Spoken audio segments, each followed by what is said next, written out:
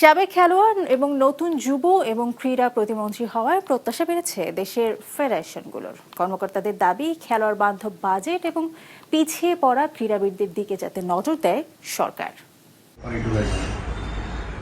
নতুন ক্রীড়া প্রতিমন্ত্রী হিসেবে দায়িত্ব নেয়ার পর থেকেই ফেডারেশনগুলোর প্রত্যাশার কেন্দ্রে আমিনুল হক।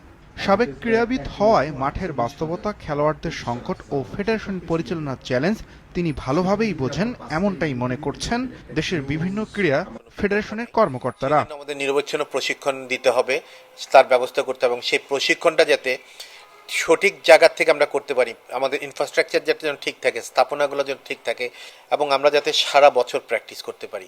এই দুইটা যখন আমরা সলিউশন করতে পারবো, আমরা অবশ্যই বাইরে ভালো রেজাল্ট করতে পারবো। প্রত্যাশার কেন্দ্রবিন্দুতে বাজেট ও উন্নয়ন। দীর্ঘদিন ধরেই অর্থ সংকটে ভুগছে দেশের বিভিন্ন ফেডারেশনগুলো। নতুন প্রতিমন্ত্রী সেই সংকট কাটাবেন এমন আশা তাদের। ভলিবল প্লেয়ারদের ন্যূনতম কোনো কিছু সংস্থান নেই এমন প্লেয়ারও আমাদের এখানে খেলতে আসে, রুট লেভেল থেকে আসে।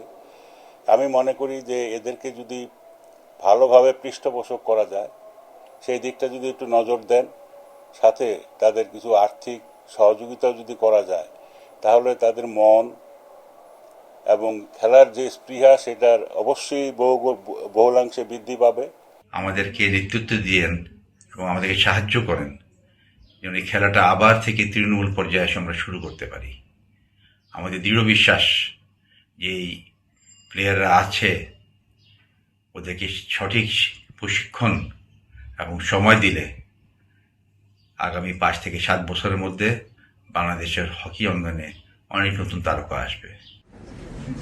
সাবেক খেলোয়াড় থেকে প্রতিমন্ত্রী হওয়া আমিনুল হকের হাত ধরেই দেশের ক্রীড়া অঙ্গনে নতুন দিগন্তের সূচনা দেখতে চান বিভিন্ন ডিসিপ্লিনের খেলোয়াড় ও কর্মকর্তারা।